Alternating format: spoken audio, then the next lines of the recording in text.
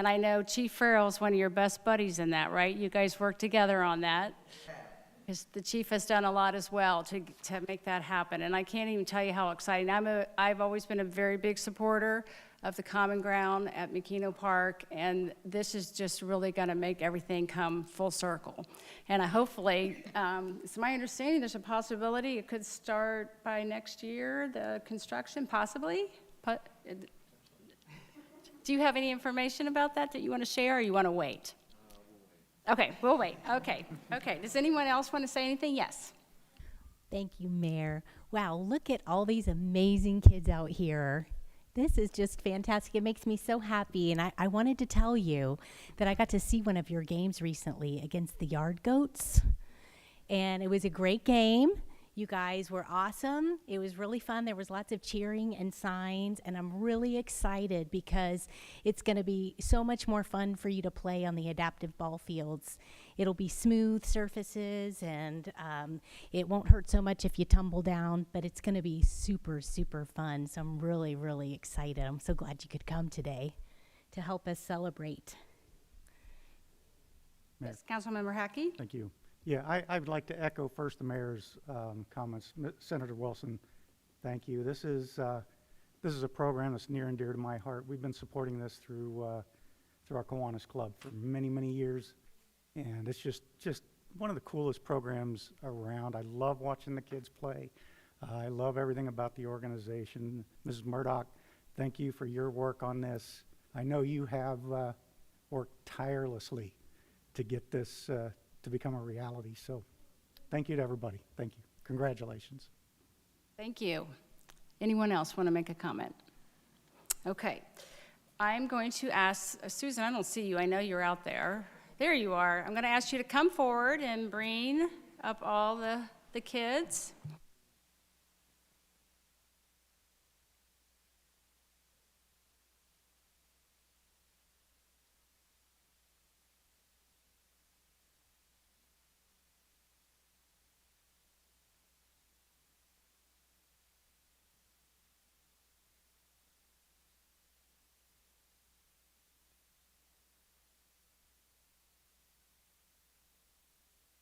Okay, Susan, I'm going to hand this over to you and see if there's anything you want to say about the team or any of the players.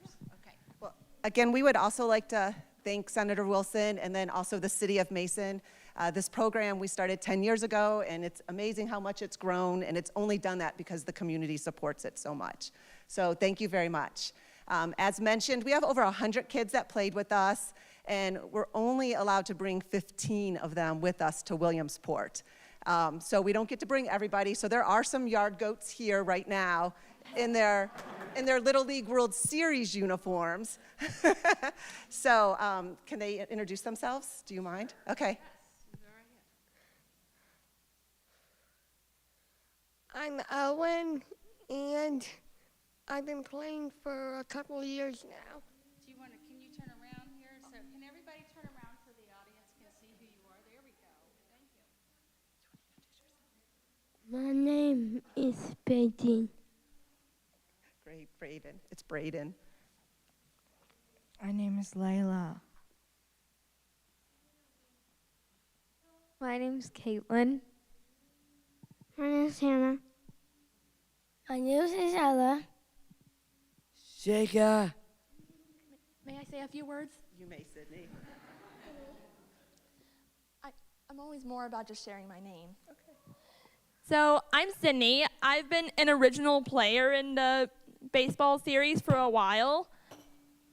I'm one of the most original players, and I very much am looking forward to representing Mason, and I've been very good at baseball, so I'm looking forward to the World Series.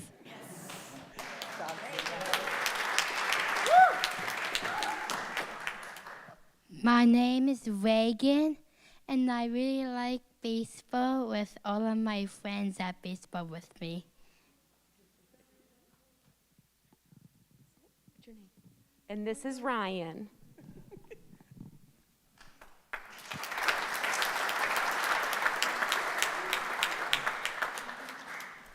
Thank you. Now, Susan, how many of these kids are going to the? So all of these kids that you see in front of you are part of the team. Oh, okay, great. Okay, great. Okay. And they've been waiting 2 years. We actually got invited to go in 2020, and then COVID came. So we've been waiting a long time, so we're super excited. Okay. I actually saw the news story on the news, and I have to say, this young lady down here, I remember you were very outspoken on the news. Thank you. Do you want to come around here, and I'll just present this to you? So we're going to present this resolution to you, and we'd like to get a few pictures, so here we go. Thank you. Congratulations to all of you all. We're so proud of you, and this is so exciting, and it's very nice to meet all of you so much. So, congratulations. And I want all of council to come down for a picture, please, if we would. We'll get a picture.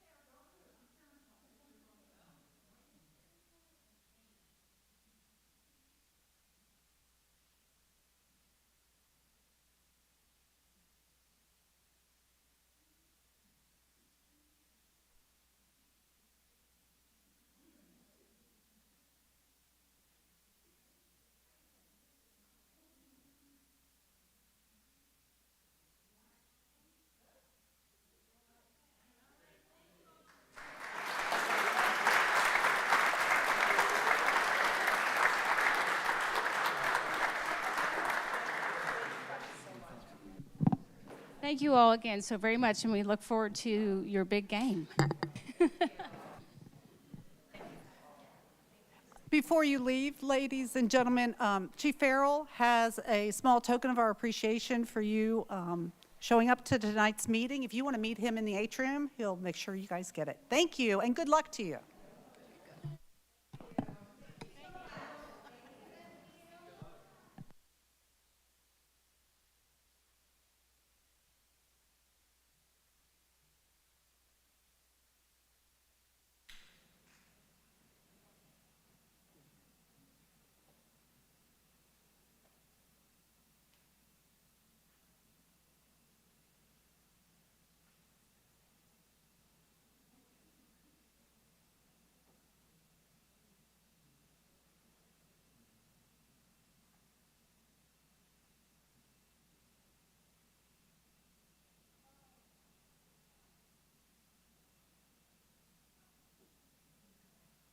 I'm sorry about that. We're having a little mix up on something. That's my fault. Okay, so we didn't actually do the vote on this resolution. I forgot to ask for the roll call on that, so let's do that now, please, for the resolution 2022-17. I apologize. Councilmember Bradburn? Yes. Councilmember Hackey? Yes. Councilmember Grossman? Yes. Councilmember Stricula? Yes. Mayor Spaeth? Yes. Vice Mayor Nelson? Yes. Okay, all right. Now we are moving up the Warren County Sheriff Larry Sims presentation, if you would like to come to the podium. Thank you. Good evening, everyone. Man, that's a tough act to follow. That's just absolutely incredible. I'm not sure what other words you could use to describe any of that, and I've heard you give accolades to Senator Wilson, and certainly he deserves that for a number of things that he's done for us in the State House, but for the City of Mason, also deserving of these rewarding opportunities for our young people. You know, I usually come here, this is my 14th year as your sheriff, so I've always been blessed to be able to come up here and at least just spend a couple minutes. You have copies of our typical year-end report that gives the statistics and the descriptions of the area of responsibilities that we have throughout the county, and there is a few extra copies here if anybody would like to see one. It's also available on our website, but those types of services that we provide throughout the county do include some involvement with our youth, and this incredible evening, be able to even have an opportunity to observe this, I feel pretty blessed to have seen that, and our youth are so important to us and our future, so thank you for all of that. The last couple of years, as we all know, that with the pandemic has impacted us in so many different ways, health-wise, but also the types of services that get provided throughout the county, and probably like the city of Mason, oddly enough, the types of calls and the number of calls for service have been much lower than what we are used to across the county in law enforcement. But as things got closer and closer to normal, then oddly enough, the criminal activity starts increasing, and we're back in 2021 back to the near norm of total calls for service across the county. This is an incredible county. You know, we're standing here in Mason, Ohio, which is awesome in and of itself, but the entire county just provides us with just a very safe place to live. You know, we have our share of issues certainly across the county, but nowhere near to that of some of our neighbors or in the larger cities. So typically you see in our county are property crimes, you know, thefts, and a lot of that is attributed to some of the addiction issues that we face, identity thefts, identity crimes, internet. They have found new ways to attack our elderly more often than not. But by and large, those things that do happen are minimal. Not necessarily to the person that has been victimized necessarily, but countywide it certainly is. Many of you I know here in council had an opportunity to go see the new jail and sheriff's office. That was one of the larger things that happened in our county last year. We were able to move into the new county jail and sheriff's office in October. So we've met, 7 going on 8 months into the facility. Still working out some of the new building tweaks here and there, but by and large, it's an outstanding facility. If you haven't seen it and you feel like you want to have an opportunity to see it, just let us know. We can certainly do that. You know, you talk about the county that we live in, the finances that we enjoy here in this county. I get around a lot of counties in the state of Ohio, and this is one of those facilities that cost, you know, $50+ million to build. And the county commissioners did step up and raise the sales tax, if most of you know, about a quarter percent. And that began in January of 2018, and that goes away in December of this year. It goes back to 6.75%. And, you know, raising taxes is not something any of us want to hear, but sales tax was by far the most fair. And looking at the numbers, the generated revenue from sales tax, about 40+% of that is from people outside of Warren County. So we did have some help from non-residents. It certainly wasn't on our property tax. And oddly enough, our typical capacity in our jail, our residents, if you will, almost half of those individuals that spend time in our jail don't live here either. So it's kind of odd how that works out. But it wasn't just on the backs of Warren County taxpayers. And I'm being told by early next year the debt will be totally paid on this facility. That does not happen anywhere. Like I said, the intelligence level, the conservative efforts in this county speaks volumes. So we certainly appreciate it. I really don't have a whole lot else to say. I certainly am willing to answer questions if anybody has those. I appreciate the opportunity. I certainly appreciate hearing about the good things that happen here in the city. So with that, I'll leave it up to you. Anybody has any questions? Thank you. Does anybody have any questions for the sheriff? Yes. Mayor, as I did take a tour of the jail, very impressed, very clean, very organized, obviously light years above what you had before. And you can see that your employees were proud of the facility they were in. And I was really surprised how clean it really was. And I'm quite sure you got some, what do I want to say, non-paid help keeping it clean, okay? But it was clean. It's something I think, like you say, the county residents can be proud of, and the fact that it will be paid for. And we now have a lot of rooms at the hotel to house prisoners. You won't have to turn them back, and the fact that we don't have any room.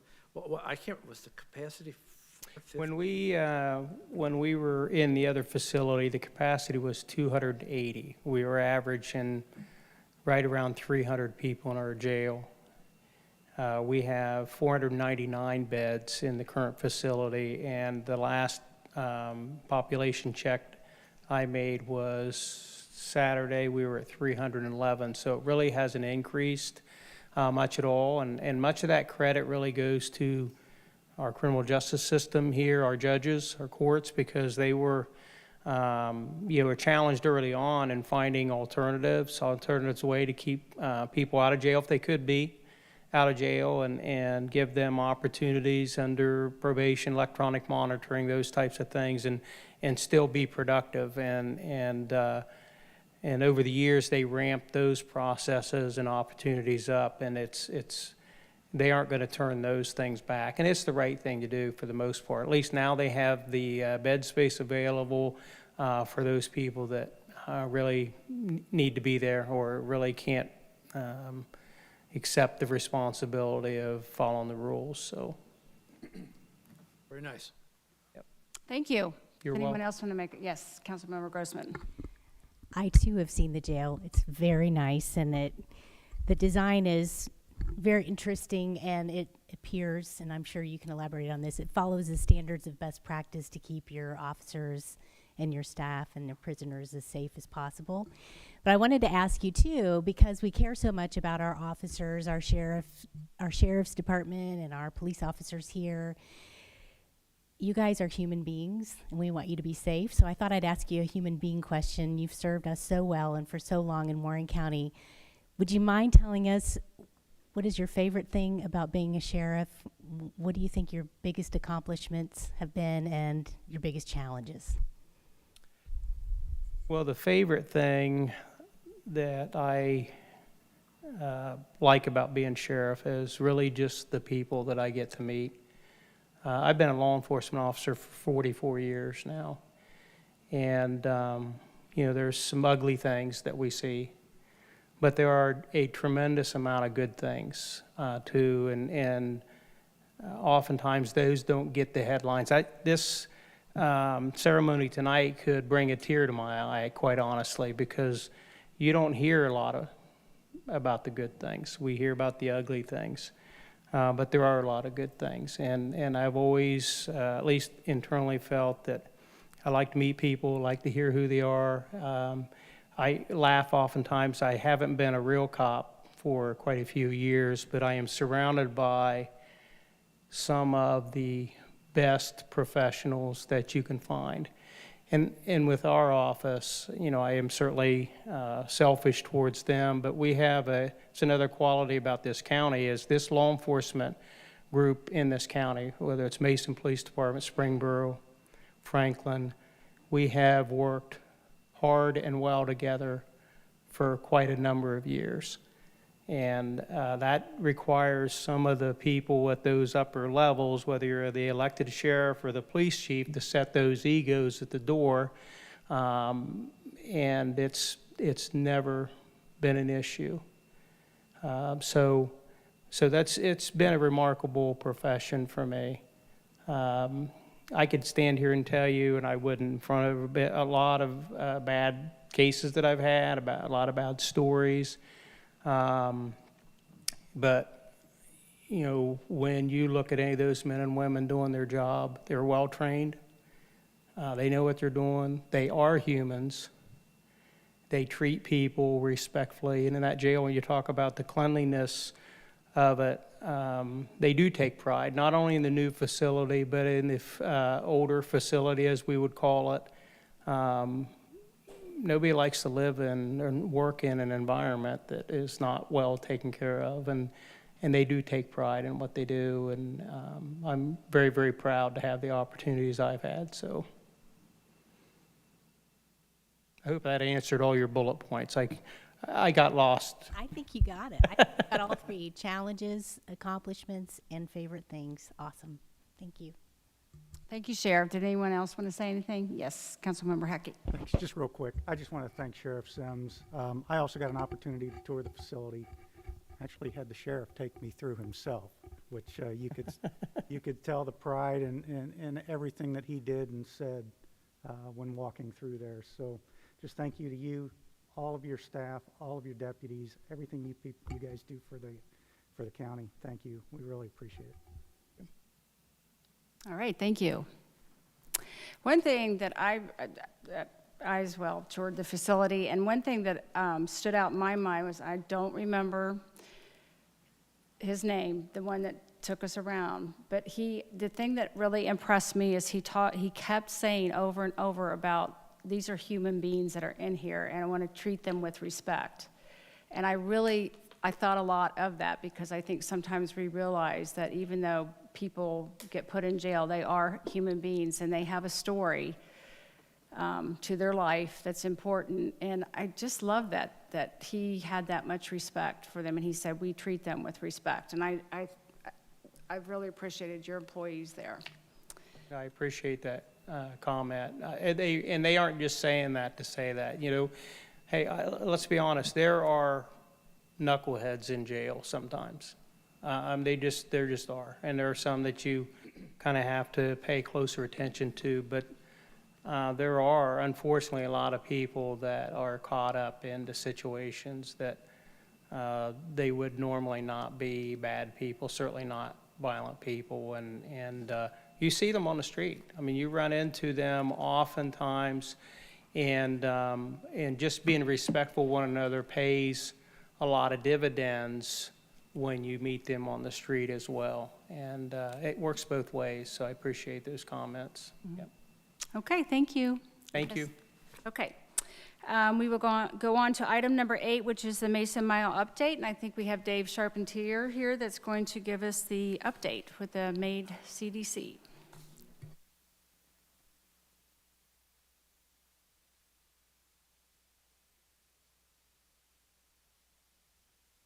Good evening, Mayor, members of council, and staff. My name is David Charpentier, and I'm the Mason Mile project lead for the MAID CDC. I'm here this evening to provide a progress update on the project. And in addition to providing the update, the members of our core team attend downtown council meetings and provide updates to the downtown council. And I also, to Ms. Heft, provided a written, little more thorough written update for you. The Mason Mile project, as a reminder, is a community-led, market-driven project. We will honor our history while building into the future a fresh, healthy, and sustainable place for people to live, work, and play. Since passage last month of Ordinance 2022-70, the MAID CDC Board of Directors finalized the scope of work for our Mason Mile project RFP, and that was sent out and posted publicly on June 28th. The deadline for response is July 15th. That RFP can be found on the MAID CDC website, which is maidcdc.org. The Mason Mile Project core team is a team of volunteers that includes myself, the team lead. With me tonight is Casey Richards. Casey is also the MAID CDC board liaison and governance team champion, and Annie Droege, who is on vacation.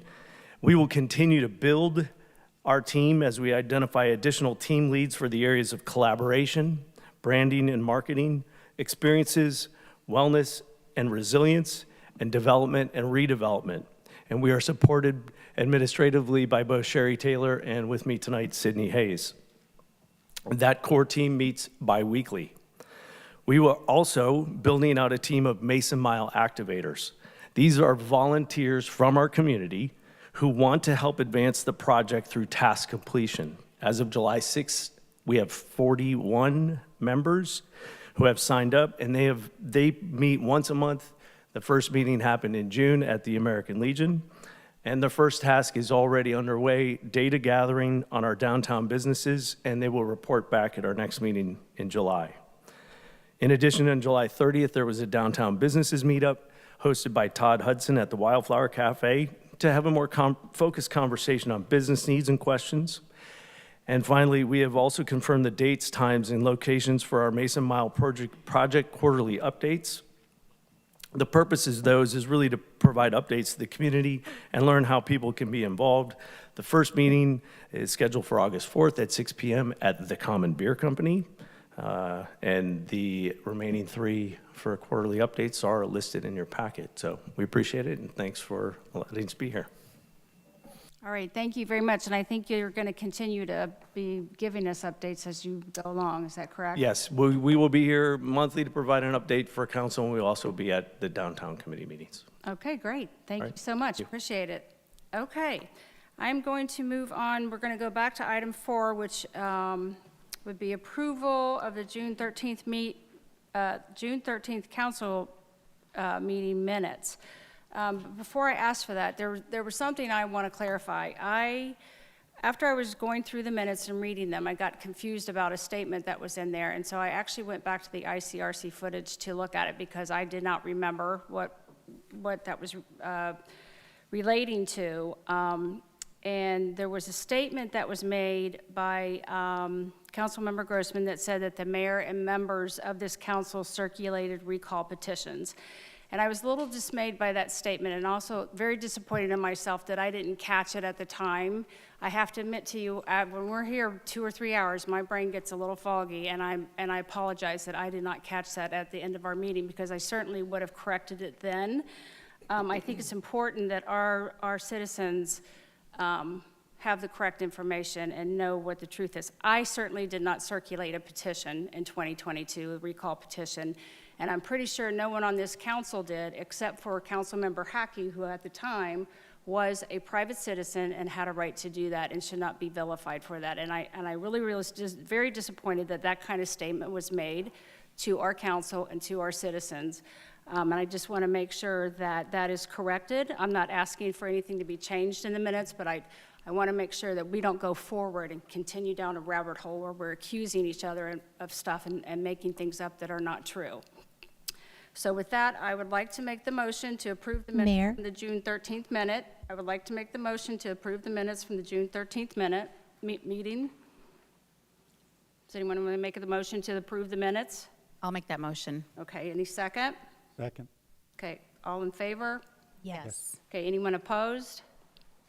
Mayor, I'll abstain. I wasn't here. Okay, Mayor, as a point of privilege, you can say something. was that written in the minutes? I do remember saying that. I don't remember, but I didn't see it in the minutes. But I do want to apologize. I did misspeak. I know that you signed a petition, but you were not a circulator. I'm very sorry that I misspoke in that meeting, but I didn't see that in the minutes. Is it in the minutes?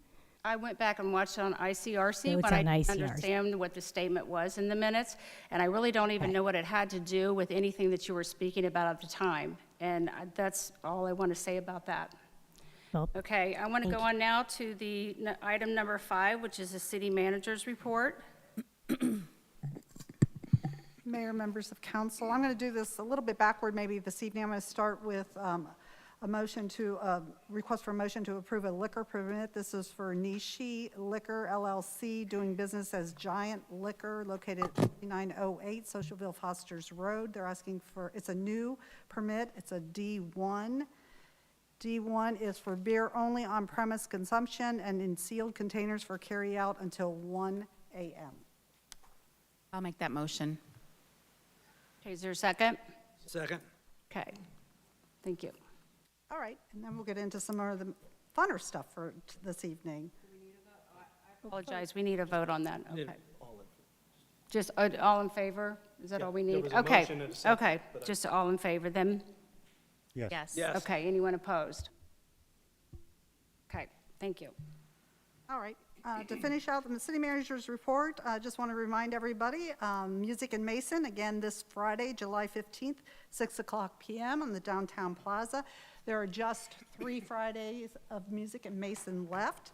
July 15th will feature Dangerous Jim and the Slims, as well as DV8. July 22nd will feature 3-Day Rule and Soul Pocket Band, and on July 29th, it's Mr. Man and the Mojo Band, along with Turned Up Band. So I apologize for our cancellation of last Friday's event due to the inclement weather. I don't think it rained as much as we had thought, but a lot of local area or jurisdictions were canceling their events as well, and so we just took some precautionary measures and canceled that. Our apologies for that. Next, Mason Small Business Incentives Program, our monthly promotional campaign along with Towers in Town. Our partnership with Kings Island continues. For the month of July, we are featuring Patio Season in Mason, where we're promoting all Mason establishments that have patios. Believe it or not, there are 40 of those. And if you want a list of those, you can visit our website and learn more. The Grizzly Golf and Social Lodge will be providing some prizes for those patrons who visit area businesses that have patios and put their name in the hat. You'll win some prizes, again, featured at the Grizzly Golf and Social Lodge. In August, when the city will welcome the Western Southern's Open return to Mason, our promotion that month will be International Cuisine. This will highlight the diverse culture we have in the community, which contributes to our quality of life we have to offer our residents and businesses. The city will be purchasing gift cards to establishments that have international cuisine and will be giving them away as promotional opportunities at the community center with our premier members as well as our residents. If anybody wants more details on this, please visit our website and click on the scroll scene that features the small downtown promotion. Next, I indicated earlier, the Western Southern Tennis. Want to let everybody know that we'll return to Mason beginning Saturday, August 13th at the Linner Family Tennis Center. This event draws crowds the size of 2 Super Bowls over a 10-day period. So we're always happy that that event returns to Mason on an annual basis and looking forward to it again this year. The Linner Center of Hope will continue their educational series on Wednesday, August 17th from 6:30 to 7:30 p.m. at the Manor House. Dr. Brett Blyer will be having a discussion on the overview of anxiety disorders and treatment. So if you're interested in that, visit the Linner Center's website at linnercenterofhope.org. And finally, would like to take a moment as you came in this evening. If you're here in attendance with us in council chambers, you saw a video running featuring our Red Rhythm and Boom event, which was held on July 3rd. That is a significant event for the city, helping to promote us not only locally as a community event, but it also features or helps promote us regionally. We had a great event this year. The 2 bands were the Reunion of Souls as well as Smash Mouth, one of the 2 best bands that were easy to work with for us. The general layout of this Mason Municipal Center campus, including the Aquatic Center and the Mason High School, provides a really unique opportunity for us to host a signature event and bring communities as well as visitors to our campus here and see what we're all about. I just want to give a few points to this year's event. The event kicked off with opening of the Kids Zone at 4:00 p.m. That area featured over 25 activities, and I know probably one of our complaints may have been the long lines at the Kids Zone area, and I'll let council know that every year we do talk to the vendor that helps us host that, looking for different ways to be creative, try to keep the lines as low or as minimal as possible, but it's just such an attractive site for the younger kids that it's virtually impossible. We sold over 2,400 wristbands. I'll tell you that the proceeds from the wristband sales are directed to the Parks and Recreation Foundation, as they have been over the past number of years. The food vendors, also a very popular area for us. We had 20 food vendors with a variety of food options. And again, it's a very delicate balance that staff have to work with to find just enough food vendors to service those visitors to our campus, but yet not too many that the vendors don't make it a profit themselves. So I thought they did a really good job this year. I think most of the vendors, if anything, ran out of drinks more than anything else. The Mason Challenger League helps us out. They sold water with the proceeds directed to the adaptive ball fields, which you heard about earlier this evening.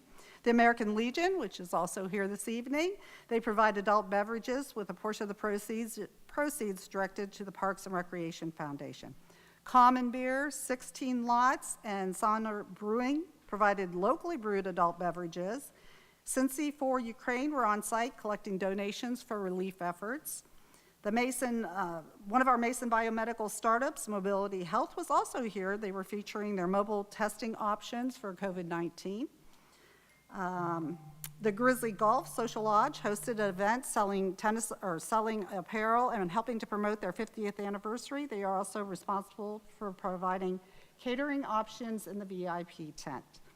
And then finally, but not anywhere insignificant, is the number of volunteers it takes. And we had 4 organizations that helped us with volunteers for the event. Faith World Outreach Center, Mason Challenger League, who is here again this evening, Mason High School Math Team, as well as Mason High School Science Olympiad. The fire department personnel were also available in the Lakeside subdivision. They help out with, during fireworks, making sure that there are no issues with that. Lakeside residents also received some complimentary wristbands as well as gift cards for any inconvenience they endure during the event. The event, I'm going to say, requires a tremendous amount of effort, not only from city staff. We have employees at from all departments of the city that help out, serve in many different capacities to make it all possible. We also rely, again, on the volunteers, vendors, partnering with organizations, as well as contractors.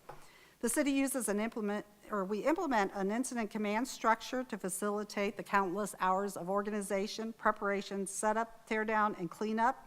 And that has been proven to be a very successful model for us, not only for this event, for a number of different events that we run here at the city. Steve Johnson, who's with us this evening, served as our incident commander for the 2022 event.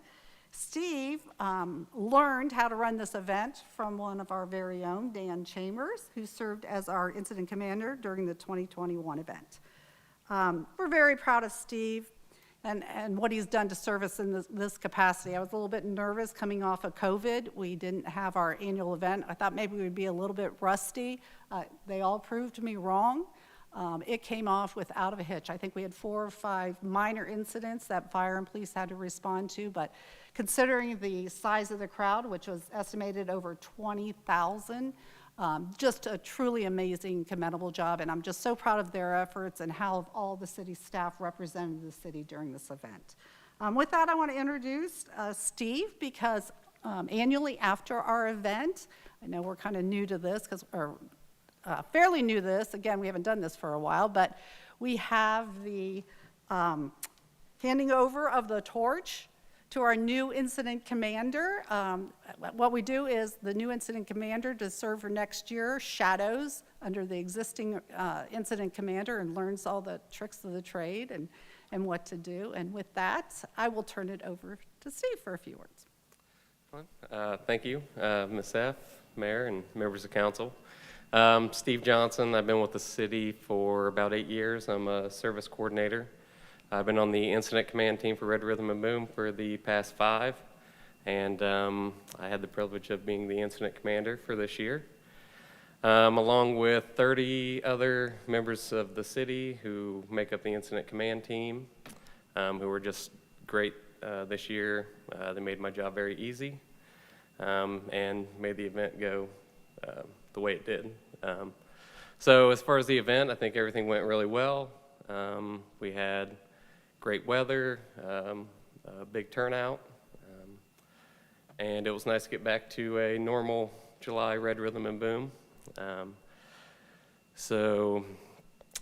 With that being said, it was an honor to serve as the incident commander. It was a great opportunity and a great experience for me. And with that, I will be passing the experience off to, with the ceremonial passing of the torch, to Officer Jamie Van Wagner, who will be this year's incident commander.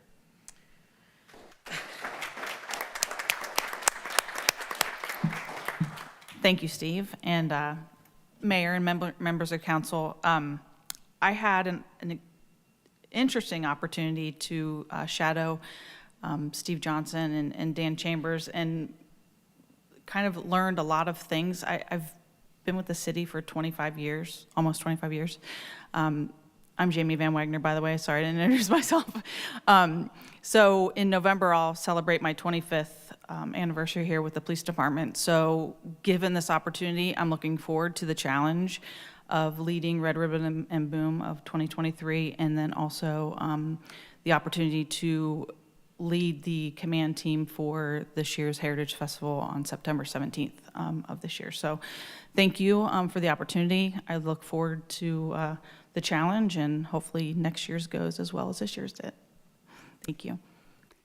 Thank you, Jamie. You know, I think you're going to have a hard act to follow, because I had so many people give me wonderful compliments about the event this year. I was telling Steve earlier, every event is fun, but I don't know, this year just seemed like a little different. Maybe everyone was excited to be back out, and I don't know, but everything was just great. It was so much fun. You guys did an awesome job. Thank you so much.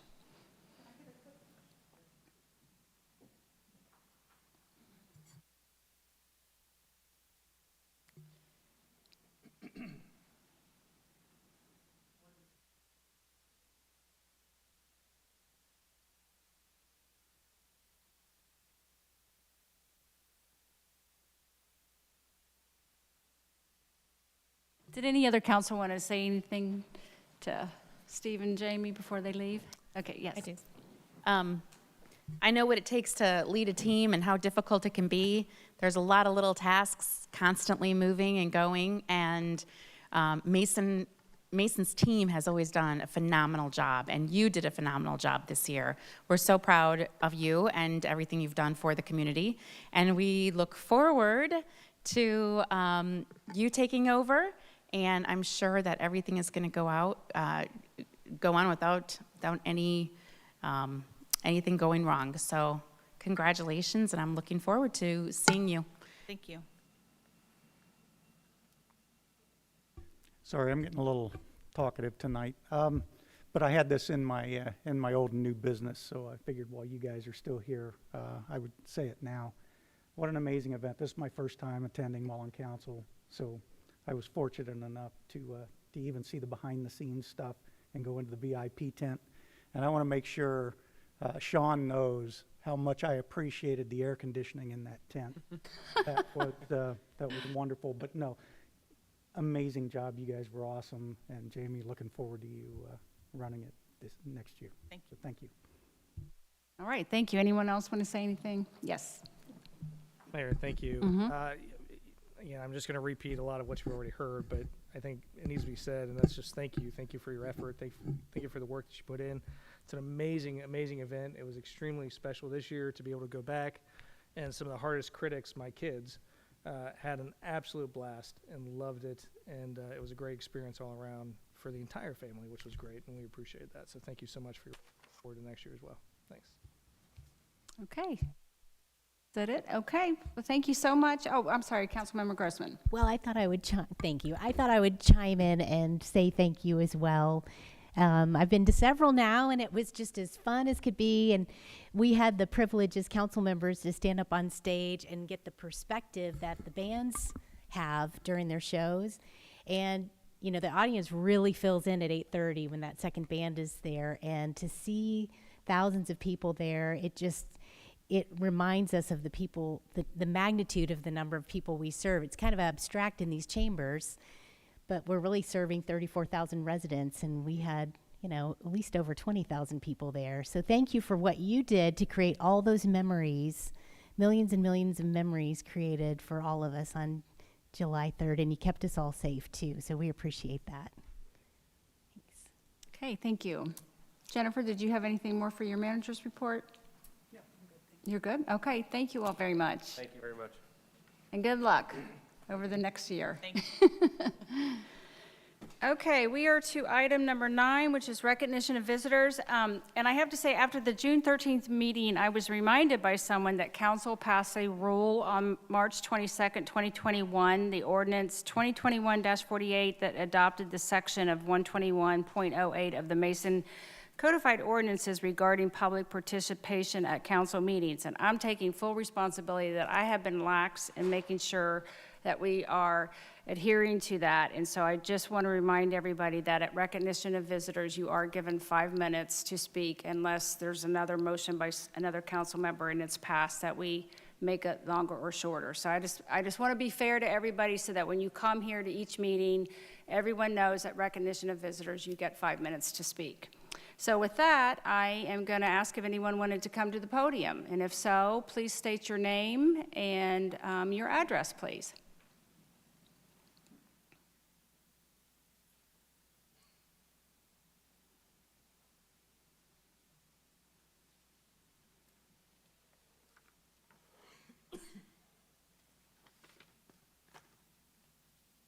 Good evening, Mayor, members of council and staff, the listening audience in the gallery, and on the screen. My name is Char Pelfrey. I'm going to really talk fast because I've got 5 minutes. 5499 Mason Road. I've served on this council for 16 years, acting as the mayor, and loved every minute of it. It was truly a privilege. It was a team effort, not only just myself, but my husband, Jerry, and our children. And we have many great memories of serving this community. We were out in front while I was on council and even off of council for many years. That journey stopped when I came down with breast cancer in 2017, but my love for this city is still there and strong. When a resident comes to this podium, they should be treated with respect, and you have been, whether they're a Mason fanatic like me or whether they moved in the last week or an angry neighbor. With respect, last council meeting, I asked 9 questions, printed them out and asked that they put into the minutes, but they're not. The next day, a council member got on social media and said, "Spread the word, don't believe the lies that are told at the last council meeting."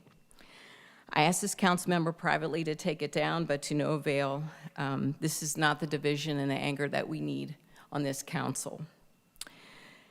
So here's the observable differences so far that I think we would find between the efforts, and we have some in the audience that would remember this, between our efforts in 2003 to revitalize downtown and those that are beginning now. And I'll skip a few, but we built a team of Mason residents and businesses from the very beginning because council members are public servants, not overlords. We initially faced excitement, severe skepticism and mistrust. Sadly, we had people to the very end working behind the scenes against what we did, but at the conclusion, what we did together as a community. We hosted 2 years of community forums, large and small, to build consensus before we laid out our plans. The CDC write-up just recently has some very good descriptions of all that we did, but they did miss some important points of what we accomplished. But some was actually, I'm just going to say, offensive to those of us who led, saying there was a lack of leadership. Not true. Not sure why that was even included, but to have my words as an invested member of this community be called lies behind my back by a council member, not even without a phone call, was hard to take. This post was also liked by the very one who is calling for community collaboration and public commentary and involvement. So here's why my words are factual. I read verbatim from the documents from Mason Arts Council and the newly formed CDC, and I asked valid questions that you will definitely hear along the way. I gave you a heads up. Downtown revitalization efforts underway needs open, intelligent dialogue, not intimidation when you don't like or agree what is going on. Here's some things we learned.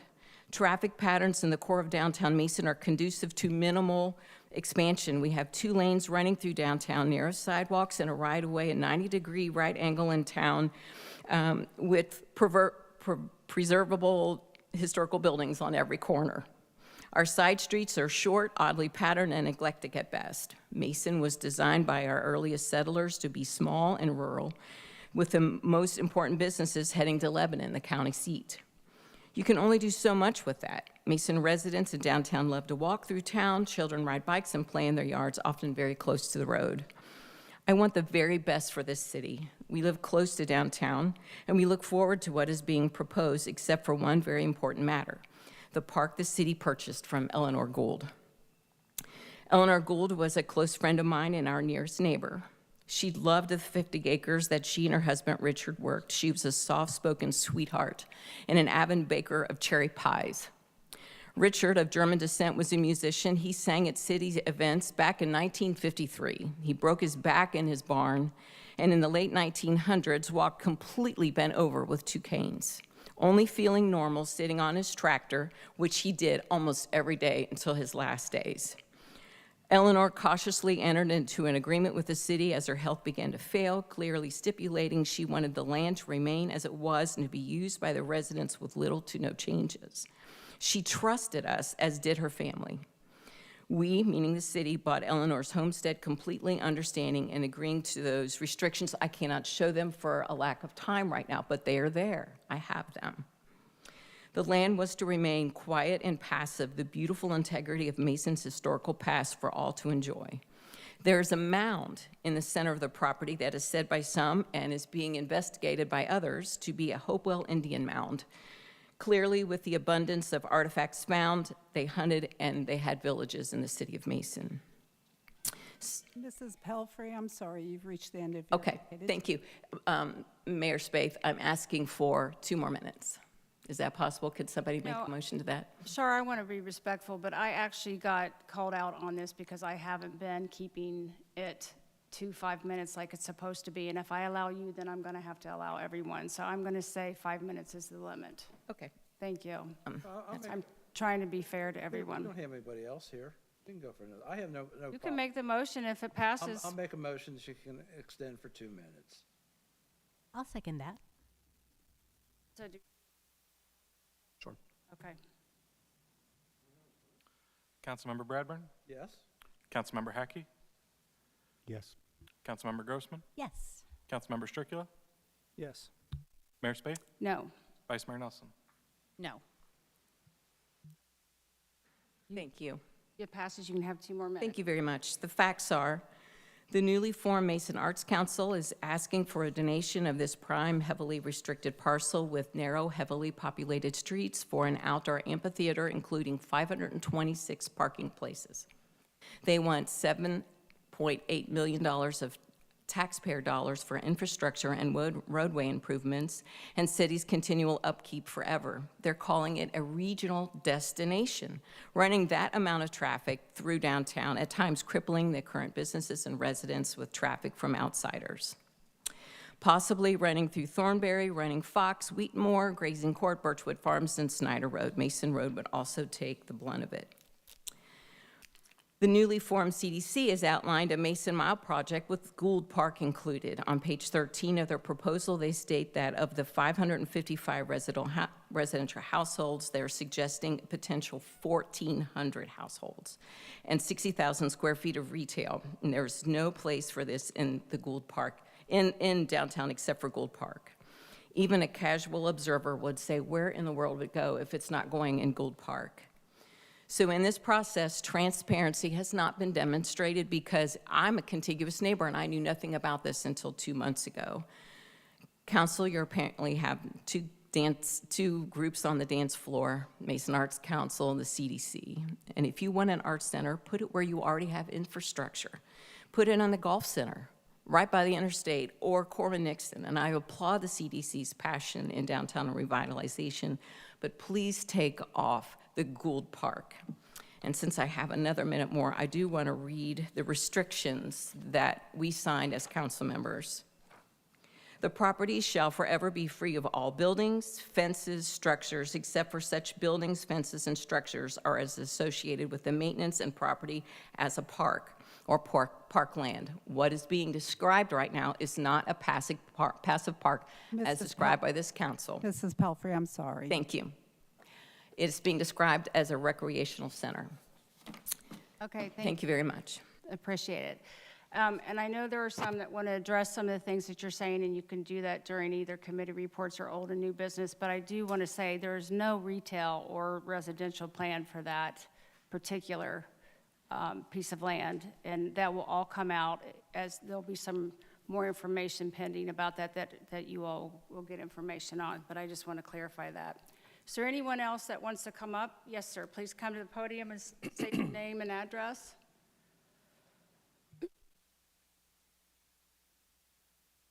Thank you, Madam Mayor, members of council. I think by now you know who I am, but again, I'm Matt Fellerhoff from the firm of Strauss-Troy at 4th and Main, downtown Cincinnati. Again, the council knows why I'm here. I'm here to address the ordinance that was put on the agenda, Ordinance 22-87. I represent Tufts University. I'm here in spirit with John Candle Homes, who has a contract to purchase the property that's at issue. I previously made this request to the old council. During that request, a video was shown of Dr. Kodadad's deposition, explaining his understanding of the agreement between the City of Mason and himself, which allowed him to convey property to the City of Mason. That was the expectation. I'm asking this council comply with that agreement by adopting this ordinance and waive the requirement for annexation to provide water and sewer for this property. That was the expectation. This is a special circumstance that merits the exception that we are asking for. I've heard in conversations that Dr. Kodadad didn't have this agreement. He didn't expect to be able to get sewage on his property. If that's the case, Dr. Kodadad gave his property, to the City of Mason with no consideration, for nothing more other than just to give his property to the City of Mason and make it further undevelopable. Clearly, he wanted to make it developable, and that's why he did it. I see a reference to the conveyance in the ordinance. That's appropriate. But if the City of Mason's contention is that the conveyance was without consideration, perhaps the City of Mason should change the reference in the ordinance and explain clearly what happened is that this property was transferred without consideration. The other problem with this is the fact, well, in order to do this, we'll allow Tufts to receive the benefit of the donation that everyone expected. It would allow Tufts to continue, oddly enough, Dr. Kodadad's desire to have excessive greed researched and attempt to challenge that. Here, we're dealing with a situation where Mason got property for free without consideration if Mason doesn't agree with this request. Additionally, Mason, in requiring the annexation in and of itself isn't the issue. The issue is the requirements that Mason makes with the annexation. If the annexation occurs, Mason would require, in order to develop this property, the uncompensated transfer of additional pieces of this property to the City of Mason to build roadways through the City of Mason, which will not serve the development. That is unconstitutional. It's an unconstitutional exaction. The Supreme Court of the United States has called that extortion. And it's again an example, if this goes this direction, of Mason getting more property from Dr. Kodadad or from Tufts for free in violation of Tufts' property rights and Dr. Kodadad's expectations. I asked the City of Mason to simply comply with the agreement that was reached with Dr. Kodadad and this new council to turn a new leaf and allow this property to develop and allow Dr. Kodadad's wishes to be fulfilled. So that's all I request. I'm happy to answer any other questions, and we ask for your support on the ordinance that's pending. Thank you. We can have council discussion during the ordinance, so we can come back to that. Is there anyone else that would like to get up and speak at recognition of visitors right now? Nope. Okay. We will go on then to, I believe we're on item number 11, which is Resolution 2022-18. Before we go on, I just want to say, I think as mayor, it's my duty to make sure that I allow for ample discussion and debate of ordinances while also trying to lead very efficient and effective meetings. And Robert's Rules, it was brought to my attention, Robert's Rules discusses allowing 10 minutes for each person on debate. At the June 13th meeting, we had a discussion on one ordinance that lasted about 55 minutes, and with 2 of the council members talking 47 of those 55 minutes.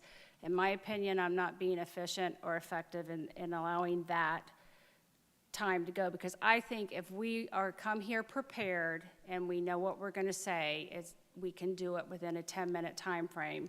So I am asking for a motion that from this meeting on, discussion is going to be limited to 10 minutes during debate of ordinances, committee reports, and old and new business. And I'd like to know if someone would make that motion. 10 minutes per council person. Okay. Yes. I'll make that motion. For a second? I'll second. Okay, do we need to have an individual vote? Okay, let's do that then. Pardon me, Mayor, as a point of privilege, is there council discussion? Sure. May I? Yes. I believe Robert's Rules allows 10 minutes per council member up to 2 times during council discussion. So it is unusual that most things that we vote on, we don't have any discussion at all, but I believe a council member is entitled to 2 turns at 10 minutes each under Robert's Rules. Correct. So I think we need to modify the motion. You get a total of 10 minutes. If it takes 2 turns, if it takes 3 turns, It's, I mean, it's get it. under the rules, it's under Robert's Want Rules. to clarify this for me? How we should say it? Well, how you say it depends on what council's intentions are. You're correct that Robert's Rules, the general rule in Robert's Rules is that the members of the body get 10 minutes twice, 2 times of 10 minutes, so 20 minutes total. If you do nothing, because our rules say that we follow Robert's Rules, that rule is already in place.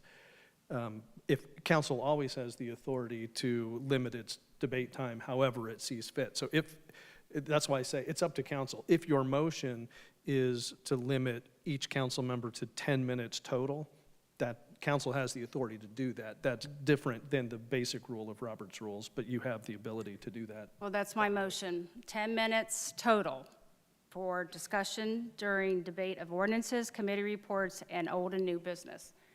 So I guess, do I need another motion? Or? I think that was Councilmember Nelson that made the motion. No. Or Yes. Yes. Yes. and so is that an accurate representation of your motion? I'm saying 10 minutes total. Yes. Okay. Okay, then that was a motion, and I think there was a second. So Okay. there can be any further discussion. Mayor? Yes. I'd like to make a motion to amend the original motion to limiting council discussion during times other than when we're discussing an ordinance. So you can limiting old and new business or committee reports to 10 minutes. But to amend the motion so that we actually follow Robert's Rules and we allow up to 10 minutes, 2 times per council member during council discussion of resolutions and ordinances. Okay, so that's a motion to amend. So that's basically a motion to follow Robert's Rules during council discussion of ordinances, but to limit other times of sharing by council members in the agenda to 10 minutes. Okay. Compromise. I understand. That's a motion to amend. You would need a second for that. Yeah, I'll second that. Can we have discussion? On the amendment, yes. The amendment. I'll second that. Did you want discussion? Did you? I'd like to have some discussion, yeah, because. Oh, go ahead. Okay, because obviously there's going to be some committee reports that are going to take more than 10 minutes. I'm not sure why, but You that's said 10 minutes. 10 minutes, yeah. That's what I'm saying, 10 minutes. So if I got a safety report and I got 10 minutes to get the safety report done. I think that's ample time. That's my motion. If we need to vote on Councilmember Grossman's motion now, we can do that, and if it doesn't pass, we're going to go back to my motion. Is that correct? And that the way? Well, no matter what happens with the amendment, you'll still be voting. You're going to vote twice. So right now, the next thing you'll happen is a vote on Councilmember Grossman's motion to amend the motion. And if it would help, I can clarify what that is. Yes, please do. Don't we have that mechanism within council to go ahead and say, we've heard enough in regards to it, to the topic? Because sometimes some topics are going to take more than 10 minutes. I mean, come on, let's be realistic. I mean, there will be some times that there'll be some back and forth and it'll take more than 10. I see this as an attempt to limit free speech. Okay, I think we need to vote, right? Unless there's more council discussion? Okay, if there's no other council discussion. Well, Mayor, if I may, so we're going to vote on the amendment because the amendment takes precedence to the original motion. But I understand Mr. Bradburn's point, and he's right. We shouldn't limit free speech, and some things do take more time than just 10 minutes. So my preference is that we follow Robert's rules on all of it. But now I regret compromising because you're right. I agree with you. And I just want to give a friendly reminder, multiple people on this council signed petitions trying to remove previous council members under the accusation that they were taking action to not allow full participation of all members. Just a little friendly reminder on that. I don't think this is going to limit people participating. It's about people being prepared and not coming here and going through their notes and not being prepared. You need to come to a meeting and have your homework done and be prepared. And I think pretty much everything can be said in 10 minutes. I don't know any time here that anything took more than 10 minutes in a committee report or anything unless you were not prepared. So if there's not more discussion, I'm ready for a vote on the amendment. I would like, so you're making that comment that some people aren't prepared, as the mayor. I'm saying we should be able to do it within 10 minutes. That's what I'm saying. If we're prepared, yes. I can't predict the future of what's going to be thrown out as a question, ma'am. I'm sorry. Well, I think we can vote on the amendment, okay? I'm sorry, you have something, Councilman Stricula? It's just a question. I mean, we have the 5-minute requirement for visitors, but even now, even just tonight, we adjusted that based on circumstances. I mean, is it out of the realm of possibilities that we could request additional time if we need it? I mean, I guess it's just up to us, right? Mm-hmm. Absolutely, yes. Standard operating procedures would be what we have, and then additional time is necessary, we could ask. Okay. Thanks. Okay. Councilmember Hackey? I just want to be clear, we're saying. You're voting on the amendment. I understand that. Or that The Councilman amendment Grossman made. is that we are going to apply Robert's rules to the ordinances, and we're going to limit all other discussion to 10 minutes per item per member. So we get 2 10 minutes during ordinances and 1 during the rest. Is that what it was? Okay. Yes. Well, one opportunity during committee reports and 1 during old and new business. Right. Yep. Yes. Councilmember Grossman? Yes. Councilmember Stricula? Yes. Mayor Spaeth? No. Vice Mayor Nelson?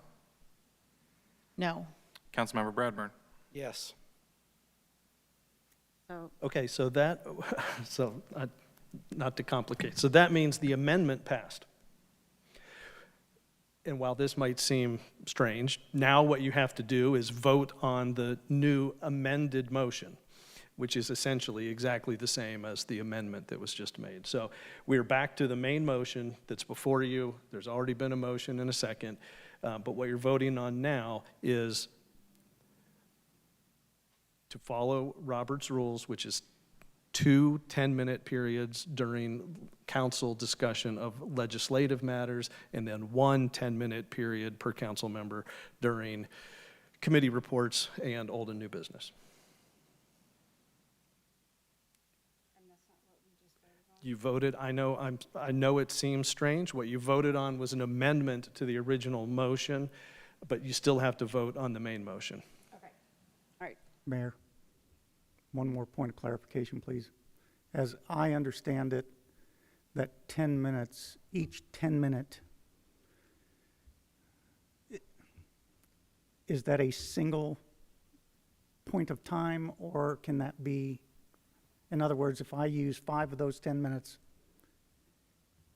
are we able to come back and utilize the remaining 5 minutes of that original 10 when we're discussing whatever it happens to be?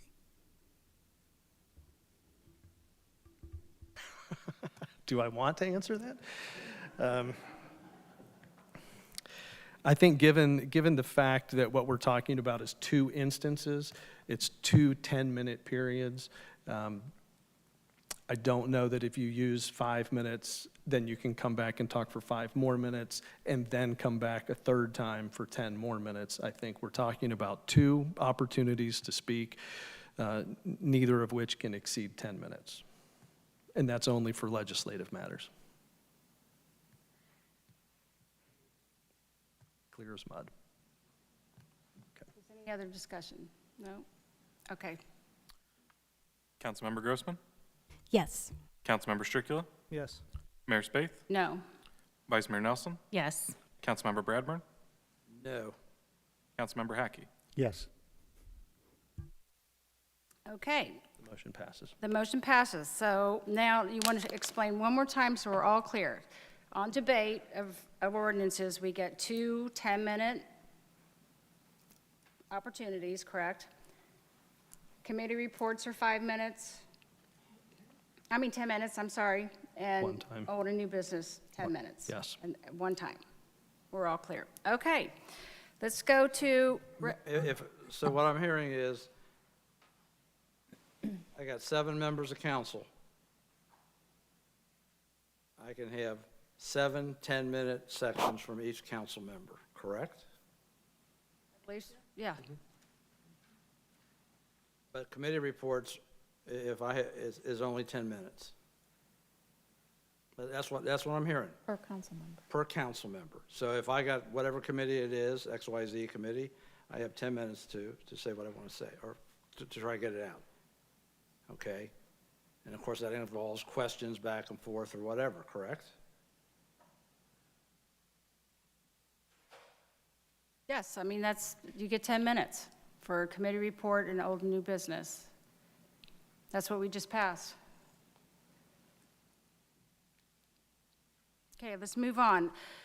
Item number 11, Resolution 2022-18. I need a motion to read by title only. So moved. Second. All in favor? Anyone opposed? Okay, Jeff? Recognizing July is National Parks and Recreation Month. Okay, Jennifer? Yes, Mayor, members of council, in 1985, the National Recreation Park Association declared July as Park and Recreation Month, and it was their attempt to recognize the importance of the nation's parks and recreation facilities. I don't want to go into much more length tonight. We've heard a lot about Red Rhythm and Boom. We've heard a lot about McKeno Park and what's going on there. The community center, as well as the city's new aquatic center, are signature amenities that really drive our recreation activities and program here in the community, building on our culture of wellness that we are creating for Mason residents. We also have the Grizzly Golf and Social Lodge. We just have a number of amenities that just really show what or offer our residents as well as visitors to our community, just really add to the quality of life that we enjoy here in Mason. We have some of the other things I'd like to point out. We have over 17 miles of bike path, including our newest connection to the Little Miami Scenic Bike Path, which opens up over 110 miles of bike paths. We also have, if you're not aware, we have a new cricket field that we installed up at Heritage Oak Park. We also have another one at Quinn Park. We offer our senior center. So we have programming for not only the young with our summer recreation program that we run multiple summer camps on a weekly basis throughout the community center, but we also have our senior center. So we cater to a wide group of ages, as well as a very diverse culture that we have here and enjoy here in Mason. So with that, I'd like to just stress that all the employees within the Parks and Recreation Department, the services they have to our community and providing those amenities as well as the activity and the programming. They do an amazing job led by Chrissy Avery and her team. She has a new amenity, which is the 50-meter enclosed pool, and we're getting our feet wet with that, trying out some new things over there. This week we'll host 2 swim meets. One is a rental for us, so it's the first time ever we'll have a rental operation at the pool, so we're very excited about that. And then the second one is a meet we're hosting. It's a 3-day meet. Both those events will bring in over 500 participants to that new center. So just exciting times here in Mason. Very proud of Chrissy and her staff and all that she has to offer for our community. And with that, Resolution 2022-18 is recommended for adoption. Thank you. Thank you. I need a motion to suspend the rule and allow for adoption after the first reading. So moved. Second. I'm sorry, was there a second? Second. Okay, all in favor? Yes. Yes. Anyone opposed? Okay, a motion to adopt. So moved. Okay, any council discussion? Okay, roll call, please. Councilmember Stricula? Yes. Mayor Spaeth? Yes. Vice Mayor Nelson? Yes. Councilmember Bradburn? Yes. Councilmember Hackey? Yes. Councilmember Grossman? Yes. Okay, item 12, ordinance 2022-85. It's a first reading. I need a motion to read by title only, please. So moved. Second. All in favor? Yes. Anyone opposed? Okay, Jeff? Repealing Chapter 125 of the codified ordinances of the City of Mason regarding standards of best practice for real property transactions. Okay, thank you. And this will come back on at the next meeting. Yes, for a public hearing. Okay. All right, item 13, ordinance 2022-86. I need a motion to read by title only, please. So moved. Second. Okay, all in favor? Anyone opposed? Okay, Jeff? I'm sorry, what? This is for 2022-86. I'm sorry, thank you, yes. Okay. I do oppose. I would like it to be read. Hold on hold on one second. I'm sorry, I'm on the wrong ordinance. Okay, Jeff? So this is ordinance 2022-86, authorizing the city manager to enter into a pre-annexation agreement with John G. and Donna S. Robbins. Okay, Kurt? Yes, thank you, Mayor and Council. As a standard policy, residents outside the city of Mason that are looking to use our water or sewer service are required to sign a pre-annexation agreement. This is for 4800 Cox Smith Road, which is Greg and Donna Robbins. They currently have to truck in water and would like to tie into the water system on Cox Smith Road. So with that, the pre-annexation agreement is attached in the packet, and ordinance 2022-86 is recommended for adoption. All right, thank you, Kurt. I need a motion to suspend the rule and allow for adoption after the first reading. So moved. Okay, all in favor? Yes. Okay, any opposed? Okay, a motion to adopt? So moved. Second. Second. Okay, any council discussion? Okay, roll call, please. Mayor Spaeth? Yes. Vice Mayor Nelson? Yes. Councilmember Bradburn? Yes. Councilmember Hackey? Yes. Councilmember Grossman? Yes. Councilmember Stricula? Yes. Okay, item 14, we are, is executive session for acquisition and disposition of property, so I need a motion to adjourn into executive session for the purpose of acquisition and disposition of property. So moved. Second. Okay, roll call. Vice Mayor Nelson? Yes. Councilmember Bradburn? Yes. Councilmember Hackey? Yes. Councilmember Grossman? Yes. Councilmember Stricula? Yes. Mayor Spaeth? Yes.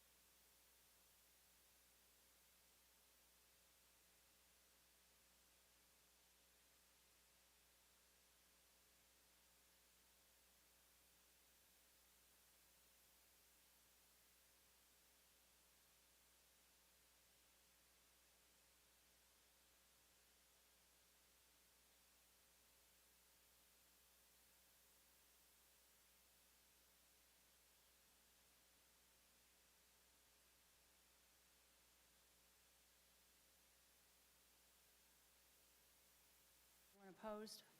All right. Item 15, ordinance 2022-87. Turn it over to Jeff. Thank you. This is approving the tap-in permit for city sanitary sewer service for property located at parcel numbers 12-26-200-002-1 and 12-26-200-002-2 located in Warren County, Ohio.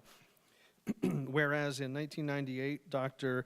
Garamond Kodadad conveyed to the city of Mason a sewer easement on property located on parcel numbers 12-26-200-002-1 and 12-26-200-002-2 located in Deerfield Township and Turtle Creek Township, Warren County, Ohio, the property, as evidenced by the sanitary sewer easement plat recorded in the Warren County Engineer's Record of Land Surveys, Plat Book 41, page 67.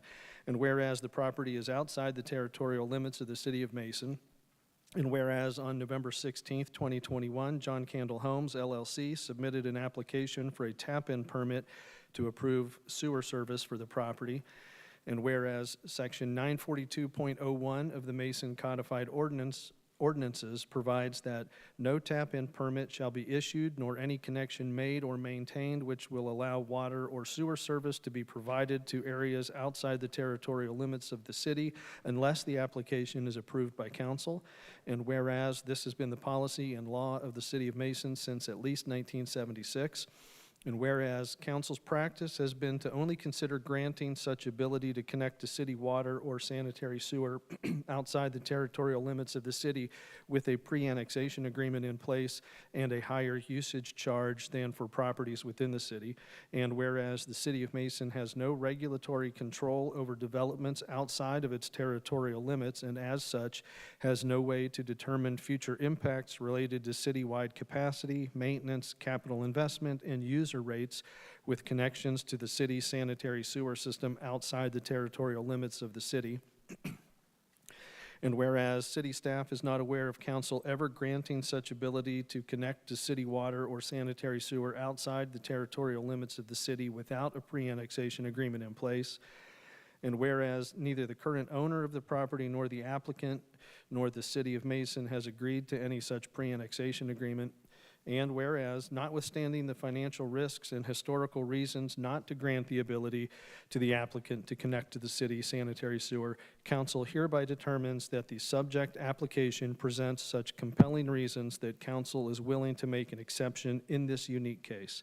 Now therefore be it ordained by the council of the city of Mason, Ohio, members elected thereto concurring, Section 1, that the tap-in permit for sewer service for the property is hereby granted. Section 2, that the engineering and building department is hereby directed to issue the necessary permit for a sewer tap-in for the property. Section 3, that the applicant or its successors will be subject to all rules and regulations, including but not limited to all fees, costs, and rates related to any connections to the city's sanitary sewer outside the territorial limits of the city. Section 4, that this ordinance shall take effect and be enforced from and after the earliest period allowed by law.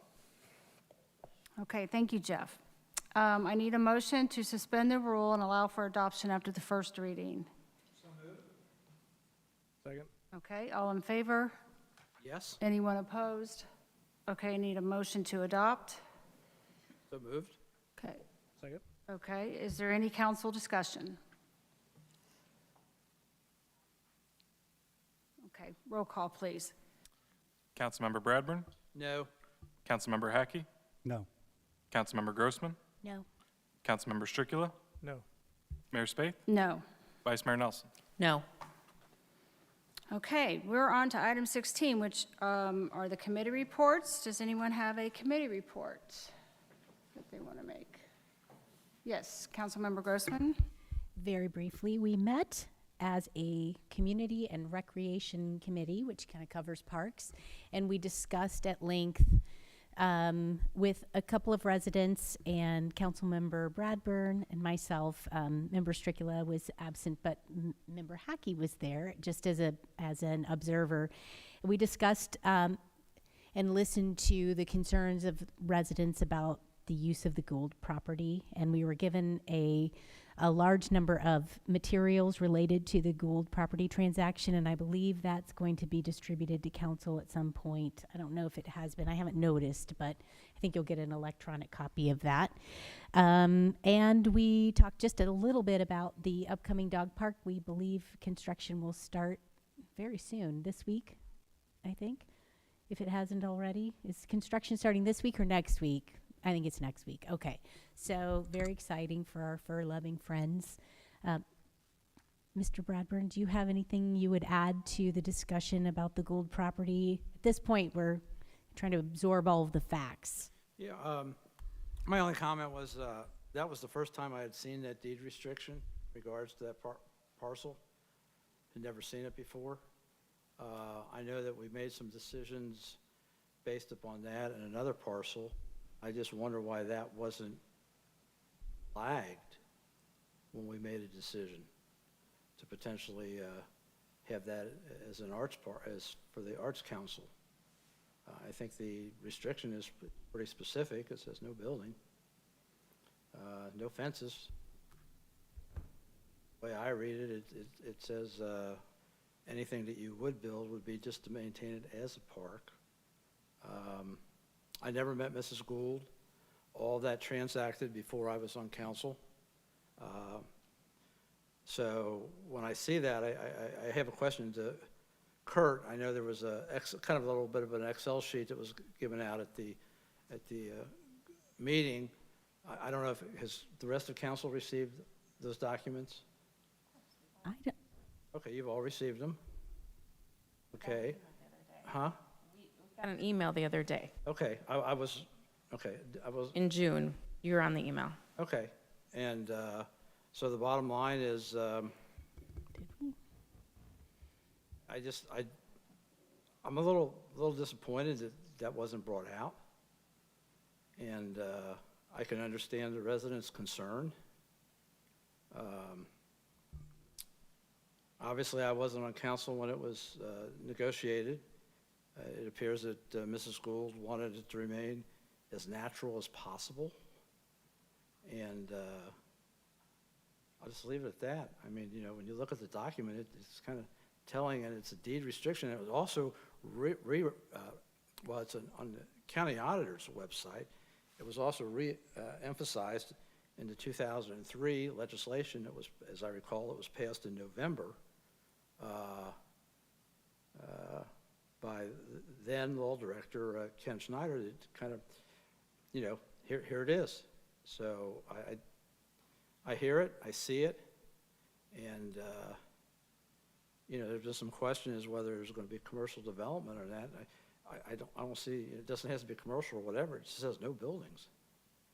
And I don't know how you get around that. So Yeah. I don't know where we're at on that. What you were saying just a second ago jogged my memory of something you noticed during the meeting, that the public records from the council legislation added a lot more context to what the Gould's intentions were and what the council at that time promised. And so these are just things that we didn't really realize the depth of and the detail of, but I think we all were very supportive of the Mason Arts Council project moving forward. So I think, you know, if I can recommend to all of council that we can all read through those documents very carefully and consider them very carefully with an open mind, and let's, you know, we need to be serious about it. Is there anything else that comes to mind? We talked about, the concern. We talked about the concern of, well, what if we were to approve this as a council, which seems at face value contrary to what the deed says in the original agreements, and then the Mason Arts Council initiative were to fail, then does that leave the Gould property susceptible to other types of development that would not be the Gould's interpretation of what a park is, because there are a lot of ways to define a park. And so we raised that concern as well. So we definitely need to revisit this, and I would ask if we could have a work session at some point to talk about this in detail and maybe talk about other possibilities, because I think we all are in agreement that we want to see this project succeed. We just want to make sure that we do it the right way and that we, you know, follow the spirit of the original contract. Okay, thank you. When Eric gets back, we can talk about that, a work session. Did you have anything else? Is that it? That's all for me. Okay. Did anybody else down this way? Okay, anybody down this way have a a committee report? Mayor, I do.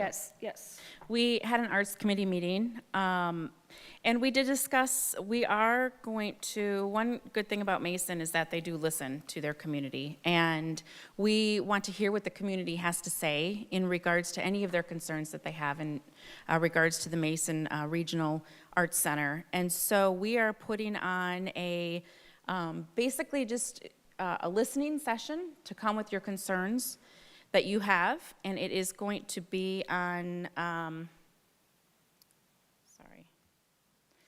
it's August 22nd from 6 to 7 o'clock at the Downtown Plaza. And we are the city is in the process of sending letters out to individuals whose property butts up against the Gould property. I do want to clarify, it nowhere ever have we stated or said we were ever going to put housing on that property or commercial buildings. Never. It's not anywhere. That's not happening. If you've watched the couple times that they've presented, they're beautiful art parks, phenomenal. And with all due respect, I think it's great that in 2003 you had 2 years of community feedback, but you never did anything with it because the downtown looks exactly identical except for a plaza in the middle. And that's where we have to start thinking different if we want to move ahead with a downtown that is vibrant and successful. So I am very much for this. I do believe that this project is going to bring restaurants and shops, and it is what everybody has been asking for years. It is going to revitalize our downtown, this project. So it's very exciting. Also, we're only hearing bits and pieces too. I mean, we forget to, I'm trying to find it. It does go on to say, yes, the property shall be free forever from buildings, fences, and structures, except such buildings, fences, and structures that are associated with the maintenance and property as a park or parkland. And the attorneys have looked at this, and this is considered a park. It's open for public use, for public to be able to utilize. It is not private. There is nothing private that can be put on this property. But a building such as an arts building with beautiful arts parks is going to be phenomenal for our community. And it's going to put us on the map for art, which is what we've been lacking. So I'm going to move on to a different topic. The Southwest Ohio Philharmonic is going to have a concert on Saturday, August 6th.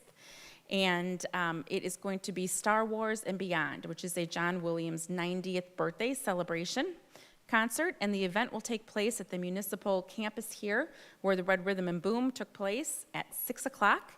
It will feature a 90-minute performance by the Southwest Philharmonic Orchestra, featuring music from John Williams. Sorry, I just said that. Local vendors will be there, adult beverages will be there, and again, any beverages that are sold through the American Legion, a portion of that goes to our parks. So super excited about that, and I hope to see everyone there. It's a great family event. And I think, let me just check my notes. That is all that I have. Okay, thank you. I wanted to say in our May 26, 2022 interim packet, we had a memo about the city manager compensation, and so I would hope that we can have a employee relations committee meeting soon, and I think Councilmember Grossman, you're the chair of that one, and I hope that we can do that fairly soon to consider the compensation of the city manager. And that's all I have for committee reports. I guess we'll go to item 17, which is old and new business. Does anybody have anything for old and new business? Yes. I know the Vice Mayor brought this up during her report just now, but I do want to address the Gould property as well. Mrs. Pelfrey, I did put a post up I was not referring to just your comments. There were several people that put the same comments out here in the meeting that, in my opinion, were, if nothing, at least misleading to the intent of what's going on with the Gould property. I did not hear a request for me to take that down. I will honor that request. I will take that down. I was told by another resident maybe the term lie was a little strong, and I'll apologize for that. It was strong. But I feel very strongly about what it is we're trying to do for the city. We did look at the two properties. We looked at the Gould property. We looked at Corwin-Nixon. In my opinion, the hurdles to get over, there are hurdles for both properties. Based on information we were given, and the Vice Mayor talked about this already regarding the restrictions, in my opinion, the ones on the Gould property are easier to overcome than the one on Corwin-Nixon. That may or may not be true. We may find out that that's not the case. I am not hell-bent for leather on putting this on Gould property. I think it's a great property for it. I think some of the objections to it can be overcome. But if it's not what the city wants, I am more than willing to re-evaluate and reconsider where I would like this to be. I owe that to all the residents as well as you. So I am more than willing to do that. But when I look at all of the other things that are potentially going to come to our city as a result of that and a result of some other conversations I've had, it seems like the ideal property to me. But again, if it makes sense to put it elsewhere, I am certainly open to that. But what I will say is, the Vice Mayor already addressed this, but I'm going to hit it again. There is no plan to put 1,400 houses on that property. There's no plan to put 60,000 square feet of retail. In fact, there's no plans to put any of either of those. That has never been discussed, and I understand there's a statement inside the CDC's document that they presented that talks about those numbers. That's a total number for the Mason Mile. That is not an additional number. And that's also got to be clarified, revalidated. That information is just what's come out of some previous reports. So that could change as well. But never, ever will I support putting retail or residential on that property. And I also want to honor Mrs. Gould's wishes.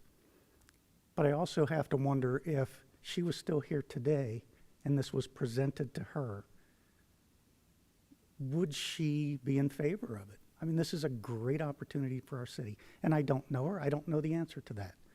But I think it's possible that she may have. But what the Mason Arts Council is looking to do is just an unbelievable thing for our city and for our region. So for the public, that if you want to know what that looks like, you can go out to masonartscouncil.org and you can see what they envision for this property. And it is spectacular. So this needs to come to Mason. One way or another, it needs to come to Mason. Whether it's on the Gould property or not, again, I'm open to other opportunities there. And this is just the beginning. I mean, we want to do so much for our city. That's why we're here. We want Mason to achieve its potential. I've lived here for 20 years, and I've said the whole time I've been here, we're missing an opportunity. Mason should be a destination, not just a pass-through city. And we can do that. We've just got to get to work on that. So, last thing I'll say is I was remiss when we were talking about Red Rhythm and Boom earlier. Chief Farrell was sitting right there next to the sheriff, and I got a little starstruck with the sheriff. Not really, but I did miss thanking the chief for all of his work on the common ground and the new ball fields that are to come. So, Chief, if you're out there, thank you. That's all I've got. Thank you. Okay, thank you. Anybody else have anything they want to add? Yes, Councilmember Grossman. Warren County Fair starts next week, July 18th, I think through the 23rd. It's about a week long. It's really fun. The 4-H barns and projects are really, really neat. I encourage everybody to check that out. I'm glad that it's going to be a full fair this year. With regard to the time limit of 10 minutes, correct me if I'm wrong for our parliamentarian, if we want to add something to the agenda as an individual council member, we may, correct? I believe prior to the issuance of the agenda, anybody can request, any council member can request an item Okay. for the agenda. Once the agenda has been set and we're at a meeting, then it would take a majority of council to add something to that agenda. Does that? That makes perfect sense to me. So I just would encourage council members, if you feel like you have an item that needs to be discussed that would take longer than 10 minutes, is it appropriate to put that on the agenda? Item for discussion, safety committee, I don't know, something. Safety committee topic, item for discussion. Would that be appropriate if you thought you might need more than 10 minutes or time to discuss?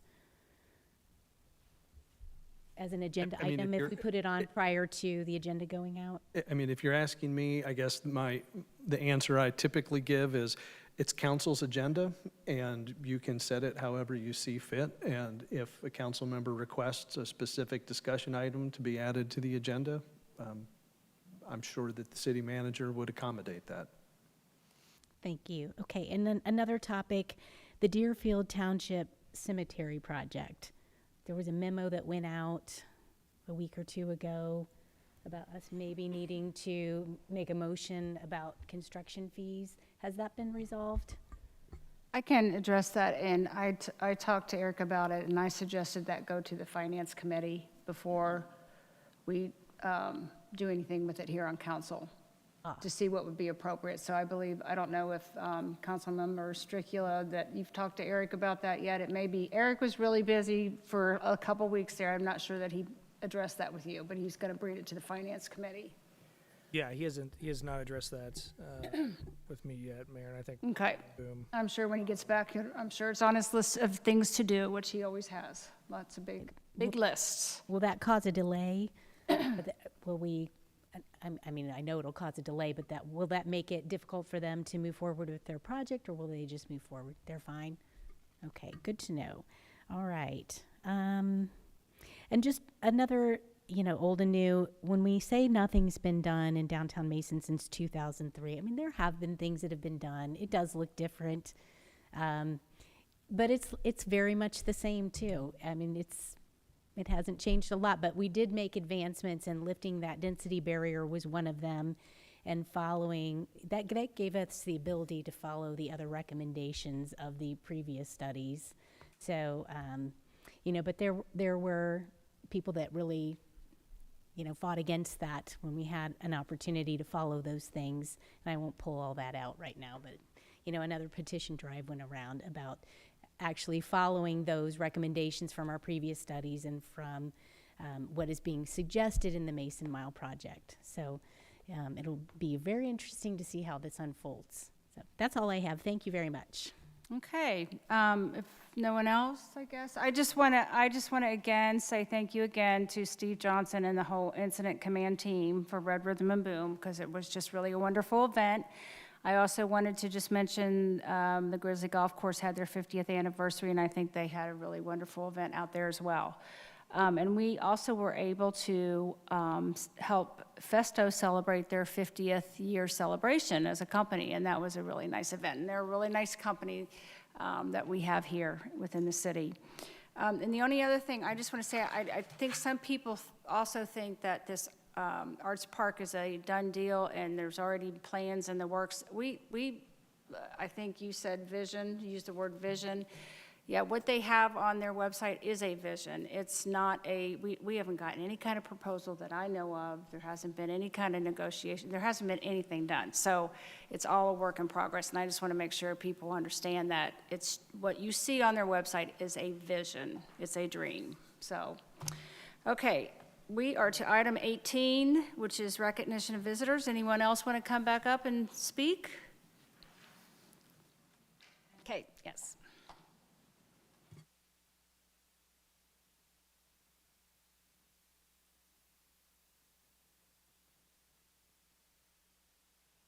Please don't start my time yet.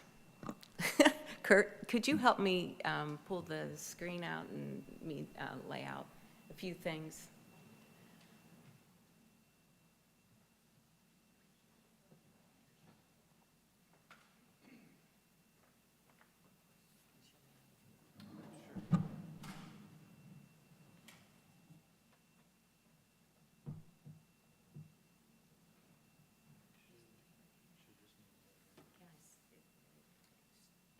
I think so.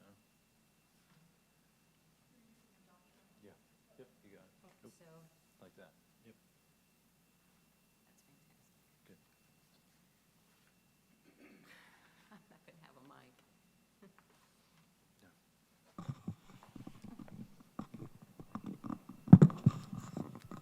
Ready, go.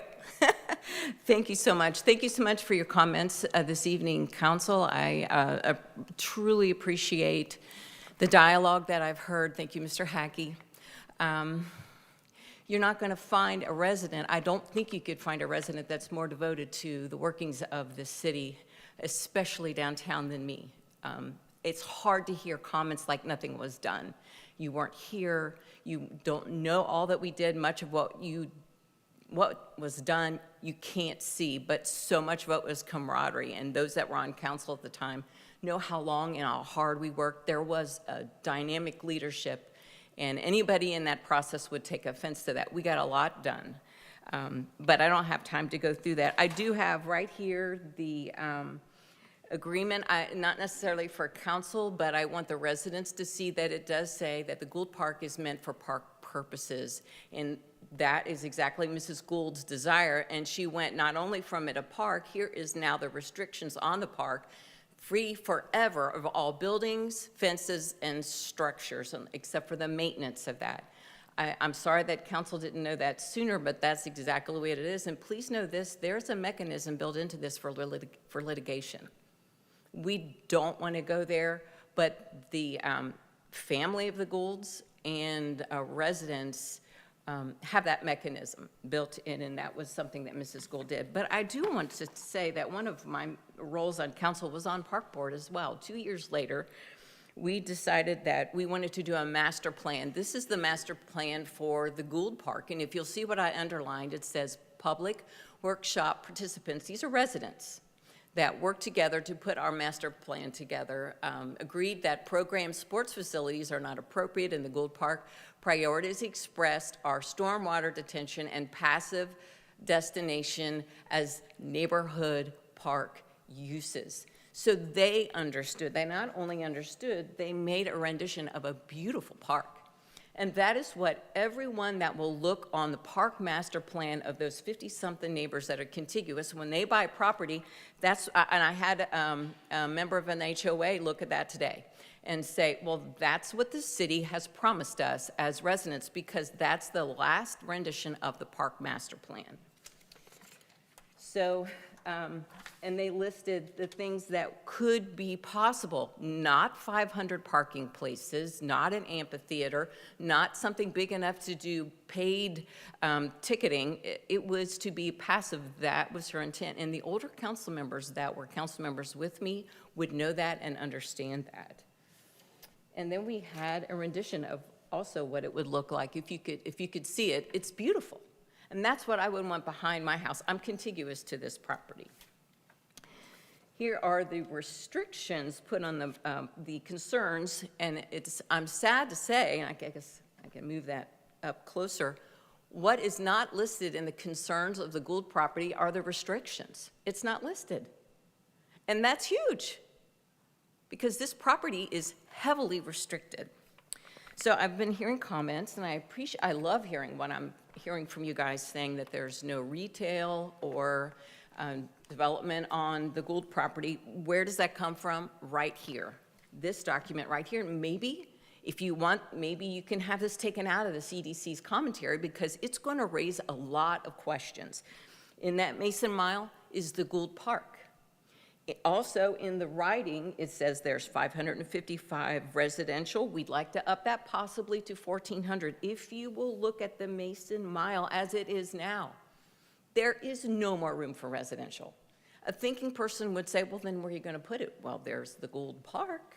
So if my questions came out as curious or we've never said this or that, I'm reading documentation. That's all I have. That's all I had to work from. And residents are raising their eyebrows about this. Maybe you can clear this up. I would love to have you clear this up and just say, maybe take that out, CDC, take that out as a vision, but they went past a vision and started using some numbers here, and that makes residents like us nervous. So I'm going to get involved in the CDC's downtown committees. I'd love it. I'm still here for Mason's downtown, and I'm excited about the dialogue. I'm excited about meeting some of the neighbors and residents that are active in this, and we'll see how it goes. You'll not find, like I'm going to finish by what I started, you'll not find another resident that wants this to succeed more than me. So let's work together to make it done. And thank you very much, Mayor Spate, for giving me that extra 2 minutes. I appreciate that, and looking forward to meeting with you soon. Thank you. Okay, is there anyone else that would like to come to the podium? Okay, I need a motion to adjourn, please. So moved. So moved. All in favor? Second. Yes. Okay, thank you.